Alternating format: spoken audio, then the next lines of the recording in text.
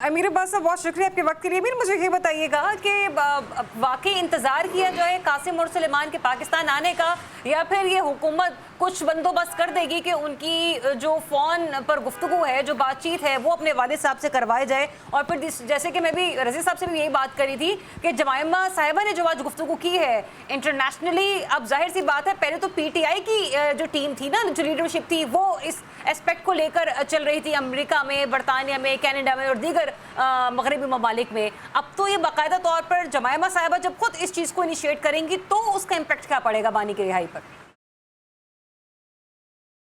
जी बहुत शुक्रिया ज़रियाब। सलमान आबिद साहब का मैंने एक जुमला सुना, मैं चूंकि आपको लेट ज्वाइन कर सका। वो फरमा रहे थे कि ये मुकदमा जो इमरान खान साहब के खिलाफ है, ये सारे सियासी मुकदमात हैं। तो अगर मुझे आप इजाज़त दें, मैं यहीं से बात शुरू करना चाहूँगा। आंग सांग सूची, जिसने 20 साल तक नज़रबंदी में रह के उसने आमरीत के खिलाफ जिद्दोजहद की और फिर उसको अमन का नोबेल इनाम दिया गया, उसने एक बड़ा तारीखी जुमला बोला था।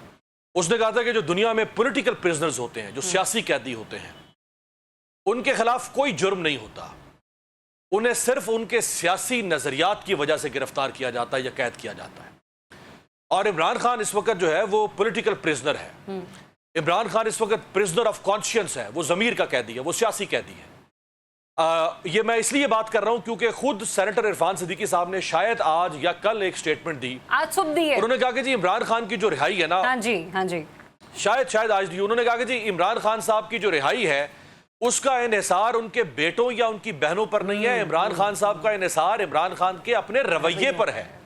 इसका मतलब है कि जुर्म तो है ही कोई नहीं, मसला सिर्फ यह है कि वो मुजाहमत करना छोड़ दे, या वो आवाज उठाना छोड़ दे, या वो रजिस्ट करना छोड़ दे, वो अच्छा बच्चा बन जाए, वो नाक से लकीरें खींच ले, तो फिर सारे मुकदमा खत्म हो जाएंगे। इसका मतलब जुर्म तो है ही नहीं ना, जुर्म तो बनाया गया। जब किसी को आपने जेल में रखना है तो जुर्म चाहिए ना आपको, कोई ना कोई जवाब तो दुनिया के सामने, आपने दुनिया को बेवकूफ़ तो बनाना है ना कि हमने इसको क्यों रखा हुआ अंदर। जहां तक उनके बेटों का ताल्लुक है तो देखें, 1996 में उन्होंने पार्टी बनाई इमरान खान साहब ने, 1996 में। आज तक इन 30 सालों में उनके बेटे या उनकी बहनें या उनके भांजे, उनके बहनोई, सिर्फ एक उनके बहनोई सियासत में आए थे, वो भी फिर उनकी पार्टी से, यानी उनकी पार्टी की तरफ से आए थे, लेकिन वो भी साइड पे हो गए, वो फिर बाद में नून लीग में चले गए, इनामुल्लाह न्याज़ी।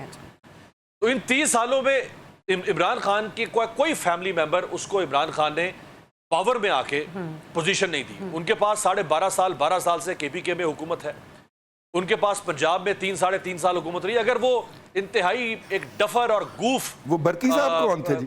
बुजदार को जो डिजास्टर था उसको लाके बिठा सकते थे। नहीं, बरकी साहब को कोई उन्होंने वो तो एक वॉलंटरली वहां पे KPK के अंदर उन्होंने हेल्थ रिफॉर्म्स में कंट्रीब्यूट किया था। कोई पोजीशन नहीं दी उनको। पोजीशनें वो होती हैं जो वजीर खजाना बना दिया जाता है समधी को लाके। पोजीशनें वो होती हैं जब 97 में प्राइम मिनिस्टर मैं बनूं, मैं अपने भाई को चीफ मिनिस्टर बना दूं। पोजीशनें वो होती हैं कि मैं प्राइम मिनिस्टर बनूं, शहबाज शरीफ और अपने बेटे को चीफ मिनिस्टर बना दूं पंजाब के अंदर। पोजीशनें ये होती हैं। ये ऐसे वॉलंटरली कोई एडवाइजर के तौर पे बताइएगा। अच्छा अमीर, थोड़ा सा प्रिसाइसली मैं जरा इस हवाले से भी आपका तज्ज़िया लेना चाहूंगी। कासिम और सुलेमान, आपको लगता है कि अब ये वक्त ज़रूरत वो घड़ी आन पहुंची है कि अगर बानी PTI की रिहाई वाकई हकीकी बनानी है तो उन्हें पाकिस्तान आना होगा, या वो बाहर रहकर भी कुछ ऐसी स्ट्रॉन्ग कैंपेन चला सकते हैं कि जिसकी वजह से बानी PTI के केसेस, तो मैं क्या ही कहूँ, जो भी उनके सियासी केसेस हैं वो जल्द से जल्द खत्म हो सकें? जी मुझे सिर्फ इस पे 2 मिनट दीजिएगा। देखें, ये दुनिया में बेशुमार मिसालें मौजूद हैं कि जिन सियासतदानों को या एक्टिविस्ट को, सहाफ़ियों को वहां की रियासतें जबर का और फस्तायत का निशाना बनाती हैं तो उनकी फैमिलीज बाहर आई हैं। मसलन बेलारूस में 2020 में 18 साल की सजा सुना दी वहां का ऑपोजिशन रहनुमा है सरगई तिखानोव्स्की। लुशेंको के खिलाफ वो खड़ा हुआ, 18 साल की सजा। जब उसको सजा सुनाई, उसकी बीवी बाहर निकल आई, आज वो ऑपोजिशन का बहुत बड़ा चेहरा बन गई, उसने पूरी दुनिया में लीड किया। नेल्सन मंडेला, जब उसको 27 साल की सजा सुनाई, उसकी अहलिया विनी मंडेला सड़कों पर निकल आई। नेल्सन मंडेला को तो लोग याद करते हैं, लेकिन जो तारीख के तालिब इल्म, उनको पता है कि विनी मंडेला का कितना बड़ा किरदार है साउथ अफ्रीका के अंदर उस अपार्थीड निजाम को खत्म करने के लिए।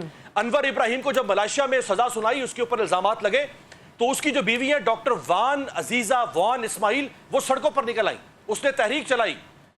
इसी तरह से बेशुमार मिसालें जो हैं वो अमीर आपको ये तो तारीख हम में मिलती मगरबी है। ममालिक रशिया के को या अंदर दुनिया के दीगर इस वक्त ममालिक के- का आप हवाला दे रहे हैं। हम विद इन द पाकिस्तान भी देखें तो बेगम नुसरत भुट्टो साहिबा, बेगम कुलसूम नवाज साहिबा, हत्ता कि खुद आज की चीफ मिनिस्टर साहिबा जो हैं वो अपने वालिद के जेल में होने की वजह से, उनको इक़्तिदार में निकाले जाने के हवाले से जिस हद तक खुद मुतहर्रिक हुई हैं, वो आकर मेरे सामने हैं। मज़ाहमत का रास्ता होता था, मफाहमत का तो शहबाज शरीफ साहब लेकर चले थे। जी बिल्कुल, मरियम नवाज साहबा का आपने जिक्र किया। मरियम नवाज साहबा ने बड़ी जबरदस्त कैंपेन चलाई, बहुत जबरदस्त कैंपेन चलाई। और अगर मरियम नवाज उस तरह बाहर ना निकलती तो शायद उनके वालिद का कोई नाम लेवा इस तरह से ना होता, जिस तरह बेटी ने बाप की तहरीक चलाई। और मैंने तो खुद चूंकि पीडीएम के जलसों को कवर किया, और उस वक्त हम इमरान खान के ऊपर सवाल उठाते थे कि ये पीडीएम के जलसे जो है इनका राइट है सियासी, इनका हक है। ऐसा ही पहला जलसा गुजरांवाला में मैंने जाके कवर किया, लाहौर मीनारे पाकिस्तान पे जाके कवर किया, कराची जाके कवर किया। हमें तो हैरत है कि जिनके जलसे कवर करते थे आज वो किसी को बाहर नहीं निकलने देते, वो यूट्यूब बंद कर रहे हैं, वो चैनल्स बंद कर रहे हैं, फसाइयत और जुल्म की इंतहा कर रहे हैं, पता नहीं किन हवाओं में उड़ रहे हैं। जब इनके पैर जमीन पर लगेंगे ना, इनको पता चलेगा कि जमीन कितनी गर्म हो चुकी हुई है, फिर ये उछलेंगे उसके ऊपर, फिर इनके तलवे जमीन पर नहीं आएंगे। वक्त बदल जाता है, every rise as a fall, every fall as a rise. Imran Khan का भी उरूज था, फिर जवाल आ गया, इनका जवाल था, उरूज आ गया। ये कहानी इसी तरह से बाज़ औक़ात हम लोग भी मैसेज कन्वे करने की कोशिश कर रहे होते हैं कि हर उरूज को जवाल है, आज आपका वक्त है तो कल फिर से किसी और का वक्त आएगा। तो खुदारा इतने नफरत के बीज ना बोइए।